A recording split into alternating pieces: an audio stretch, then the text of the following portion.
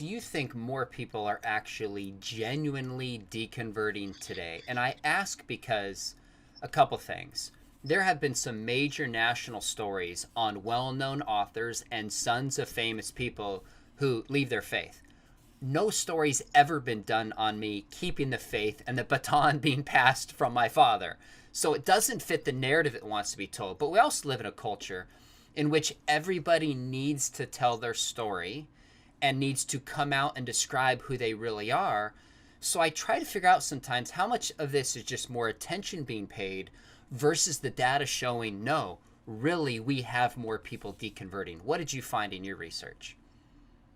It's difficult to know for sure, but I would say that all indicators are that people are leaving their faith in greater numbers than in the past, and I would make that claim based on places like Pew Research or the General Social Survey that interviews people and comes out with statements that say things like, as far back as 2009, that people were leaving religious faith at 5 to 6 times the historic rate. In 2015, Pew said that for every person who becomes a Christian, 4 are leaving the faith. The one that I think is the most staggering is the Pine Tops Foundation did a survey, and I think you're familiar with this. I've shared it elsewhere, but let me just read to you what they have to say about this. Over the next 30 years will represent the largest missions opportunity in the history of the United States. It's the largest and fastest numerical shift in religious affiliation in the history of this country. Even in the most optimistic scenarios, Christian affiliation in the U.S. shrinks dramatically. At over 1 million youth, at least nominally in the church today, will choose to leave each year for the next 3 decades.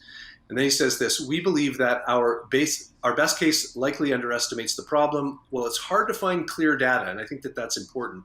As far as we can tell, this is the largest single generational loss of souls in history who were nominally raised in the church and who no longer call themselves followers of Jesus. And so there's just a couple things I'd like to say really quickly about that, is that they use the word nominally in there a couple times. And so what they're saying is these are people who at least identified as a Christian. They were brought up in the church.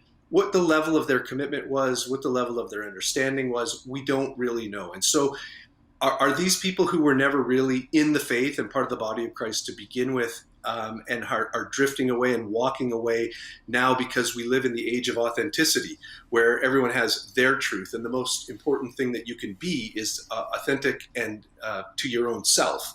And so I think that might be part of it.